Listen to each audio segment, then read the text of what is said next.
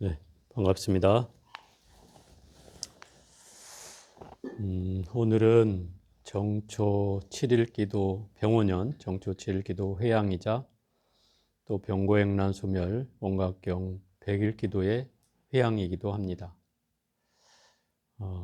우리가 지금 그 정초 7일 기도는 아마 두 번째 하는 것 같고, 이 병고행란 소멸은 100일 기도 지금 얼마나 됐는지 아십니까, 여러분? 저희가 한 3년을 지금 기획하고 이 기도를 하고 있는데, 이번이 아마 2년째쯤 됩니다. 아마 내년 봄쯤 아마 3년 기도의 회양이 될 것 같습니다.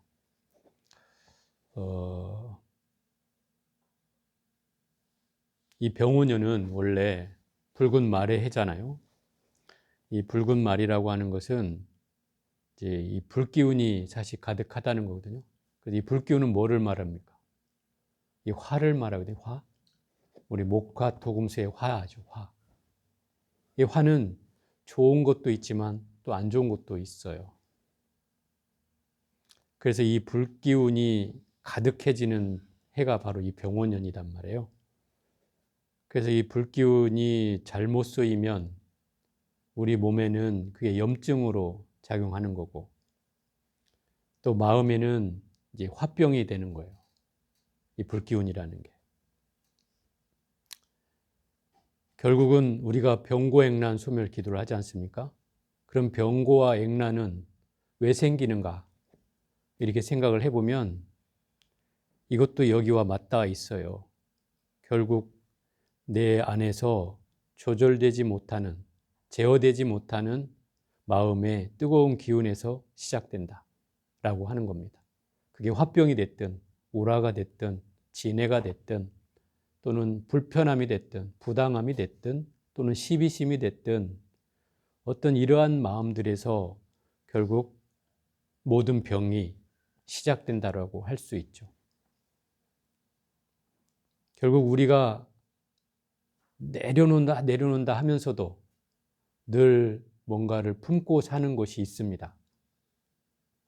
뭔가 남편에 대한 원망이 있을 수도 있고, 또는 자식에 대한 또 지나친 기대가 있을 수 있고, 또 내가 또 이제 젊을 때는 또 괜찮았는데 이제 나이 먹고 보니 몸도 아프고 힘들고 한데 자식들이 또 그걸 몰라주고 그래 좀 서운하고 하는 이런 마음도 있고, 이런 마음들이 우리에게는 늘 가지고 사는 것들이죠. 결국 이것이 바로 흔히 아까 말한 불기운에 해당하는 그 마음들입니다. 뜨거운 기운을 내가 가지고 있는 거예요. 결국 이것은 내 스스로 이것을 안고 살면 이게 병이 되는 거예요. 그래서 이게 화병이 되기도 하고 우라병이 되기도 하고, 이 화병은 우리나라 사람한테만 있대요. 또 희한한 것은 우리나라 사람한테. 이게 유네스코 세계 그 질병본부에 처음으로 등재된 질병이 바로 우라병이래요. 우리나라에만 발생되는 우라병. 이 근본적인 원인은 우리는 전쟁을 너무 많이 겪었어요. 그 전쟁을 겪으면서 생겨나는 스트레스, 불안감 이런 것들이 합쳐져서 이 우라병이 생겨났다는 거예요. 그런데 지금은 전쟁이 없잖아요. 그런데도 왜 우라병이 있느냐? 이게 세습이 되는 거예요. 이런 질병조차도. 그래서 여러분의 조상이 가졌던 거를 여러분이 세습해서 아이고야 하면서 가슴을 치는 거예요. 그죠? 가슴을 치는 사람은 아마 한국 사람밖에 없을걸요? 그게 이제 화병의 시작이에요. 결국 우리가 정초 7일 살림 기도라고 하는 것은 더 정확히 말하면 마음을 살려내는 데 이 살림 기도의 의미가 있습니다. 살려야 된다는 말입니다. 어떻게 살리느냐? 이것을 원각경에서는 이렇게 얘기합니다. 우리가 안고 있는 그런 모든 화병이나 뜨거운 기운, 또 불편함, 시비심, 이 모든 것들은 다 환이다라고 얘기합니다. 그죠? 온갖 경영은 그걸 다 환이라고 얘기합니다. 내가 그것을 환으로 알면 어떻게 된다고요? 환을 떠날 수 있다고 얘기합니다. 근데 우리는 여전히 그 마음들을 내 어디 한켠에 켜켜이 쌓아둡니다. 그래서 이것이 나중에는 폭발하게 되는 거죠. 그래서 질병으로 또 괴로움으로 힘듦으로 이것이 생겨나게 되는 겁니다. 결국은 이 병고액난 소멸의 핵심은 내가 아픈 이 몸이 설사 있다 하더라도 이 몸이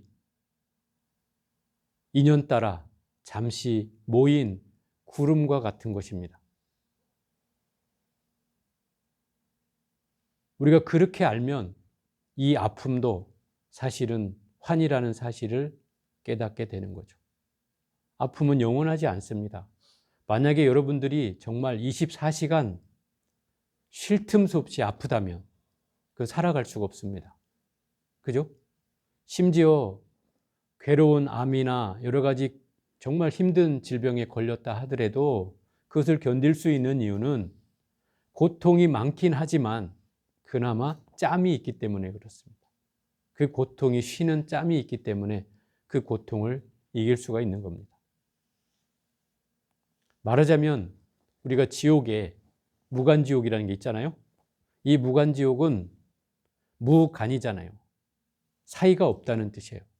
무슨 사이가? 첫째는 공간의 사이가 없어요. 이 무간지옥에 들어가면 내가 한 사람이죠. 만약에 지옥의 공간이 이 법당만 하다면 여기에 내 몸이 꽉 차는 거예요. 그래서 사이가 없다는 말이 그 말이에요. 그러면 몸이 움직일 수조차 없죠. 또 고통이 쉴 새가 없어요. 그래서 무간이에요. 고통이 쉴 새가 없어요. 가만히 움직이지도 못하고 있는데 거기다 고통이 쉬지를 않아요. 또 시간적으로 쉴 틈도 없어요. 공간으로도 쉴 틈이 없고 시간적으로 쉴 틈이 없고 또 그 고통 자체도 쉴 틈이 없어요. 그게 무간지옥이에요. 이 사람은 정말 미치고 환장하고 팔짝 뛸 일이죠. 어떻게 해볼 도리가 없잖아요. 몸을 움직이지를 못하는데 어떻게 하겠어요? 그러니 이런 고통이라면, 이런 지옥에 빠졌다면 누가 꺼내주지 않고는 자기 힘으로 나올 수조차 없어요. 이 무간지옥은. 그런데 우리가 알고 있는 질병들은 그렇게까지 고통은 아니라는 거죠. 잠시 잠이라도 잘 수 있고 잠시 또 약을 먹으면 약에 취해서라도 조금 잘 수 있기 때문에 그 덕분에 그나마 그런 질병들을 견디고 버티는 거죠. 부처님은 당신도 말년에는 많이 아프셨어요. 80의 노구를 이끌고 길을 걸어 다니셨으니 좀 쉽지는 않았겠죠. 생각해 보면 지금도 인도의 평균 수명은 60이에요, 60. 그럼 2500년 전에 80을 사셨다는 건 굉장한 장수를 한 거죠. 지금의 인도 시점도 그래요. 그래서 이거 우스갯소리지만 인도에 제가 여러 번 갔지만 어느 그 시골에 가서 머리 허연 할배가 회초리를 들고서 아이들이 와서 스님들이 기도하고 있는데 방해를 할 값에 아이들을 통제하고 그러던 촌장 같은 할아버지가 있었단 말이에요. 몇 년을 이제 드나들다 보니까 우리하고 안면이 트여가지고 의뢰 우리가 기도를 가면 그 마을에 아이들이 와서 막 구걸을 하거든요. 그 아이들을 다 회초리로 잡돌이를 하고 통제를 해서 일렬로 탁 줄 잡아서 세워놓거든요.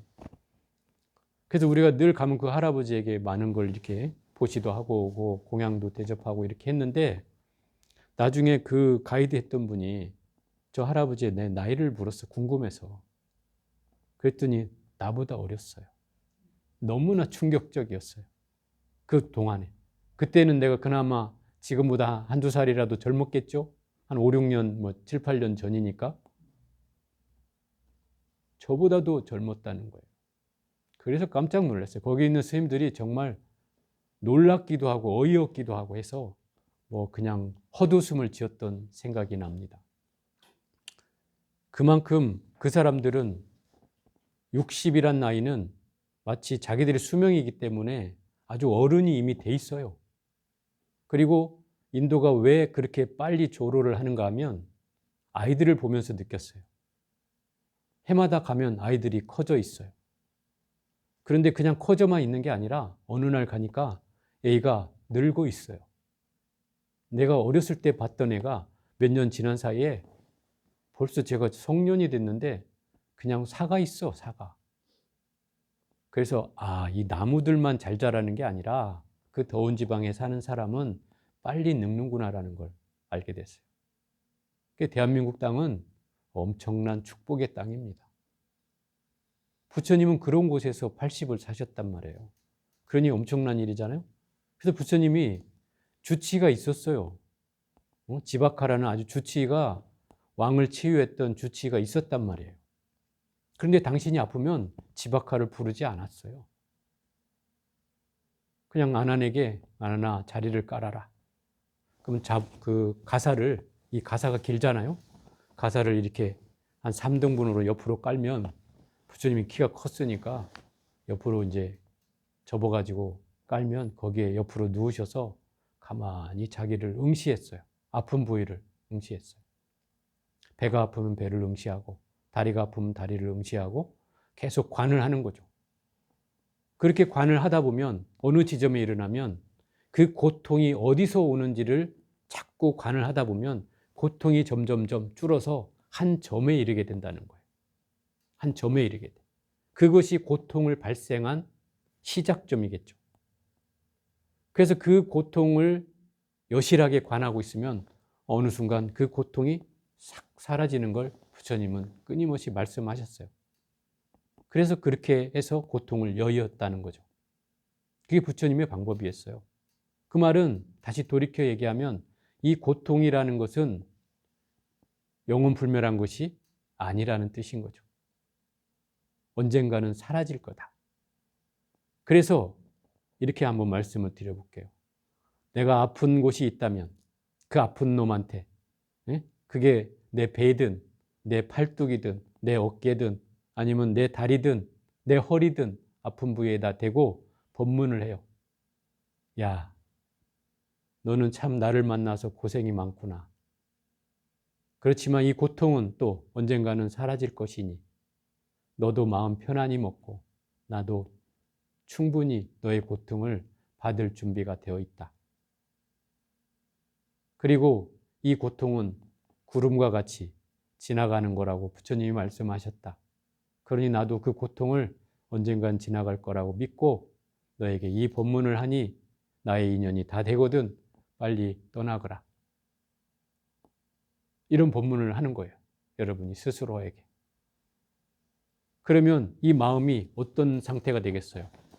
내 마음이 이미 그것에 대해서 초연해지는 마음이 생긴다. 그러면 이미 병이 반은 나은 거예요. 그런 마음이 필요하다 이 말입니다. 우리가 이 병고행난 소멸 기도를 지금 2년째 하고 있는 이유도 결국 여러분의 병고를 소멸하기 위한 기도잖아요. 또 어떤 분은 나 이렇게 기도하는데 왜 아픕니까? 또 이렇게 서운한 마음도 있겠지만 지금은 과정에 있기 때문에 그래요. 그리고 여러분들이 이런 경계를 넘어선다면 저는 병마도 어렵지 않게 극복할 수 있다 생각이 듭니다. 결국 모든 것을 부처님께 내려놓는다는 마음으로 모든 고통을, 모든 아픔을, 모든 병고를 부처님께 다 바치겠습니다 하는 마음으로 다 내려놓고 내 마음을 비우는 데 노력한다면, 텅 비는 데 노력한다면 거기에 여러분의 환을 극복하는 상황이 주어질 거라고 생각이 듭니다. 어쨌든 정초 살림 기도가 일주일간 끝이 났습니다. 또 원각경 100일 기도도 또한 오늘 회양이 되고 또 봄이 되면 3월에 다시 충계 원각경 49일 기도를 또 하겠지만은 내가 아픈 부위가 있는 만큼 사실은 내 몸뚱아리가 아프다고 하는 것은 내가 전체가 아픈 게 아닙니다. 나의 본래 마음은 아플까요? 나의 본래 자리는 아플까요? 절대 아프지 않습니다. 내 몸 껍데기만 아픈 거예요. 그래서 그게 환이라고 하는 겁니다. 그냥 지나가는 자리예요. 지나가는 자리예요. 그래서 오늘 이 정초기도는 내 마음이 어떻게 하면 살릴 수 있겠어요? 마음을 살릴 수 있는 방법은 마음이 텅 비어져야 됩니다. 텅 비어져야 돼. 새해에 뭔가를 내가 열심히 발언했던 이 마음을 다 내려놓고 텅 비는 거예요. 왜 텅 비어야 돼요? 이걸 우리가 회양을 하잖아요. 회양을 해서 누구에게? 중생에게 다 돌려버리고 나는 이제 가진 거 없이 아무것도 없는 마음이 될 때 이게 진정한 회양인 거예요. 그래줘야지 마음이 엄청난 걸 얻을 수 있습니다. 그래서 오늘은 마음을 비우는 한 해의 시작이 되었으면 좋겠습니다. 자, 오늘 여기까지 해볼게요. 나무불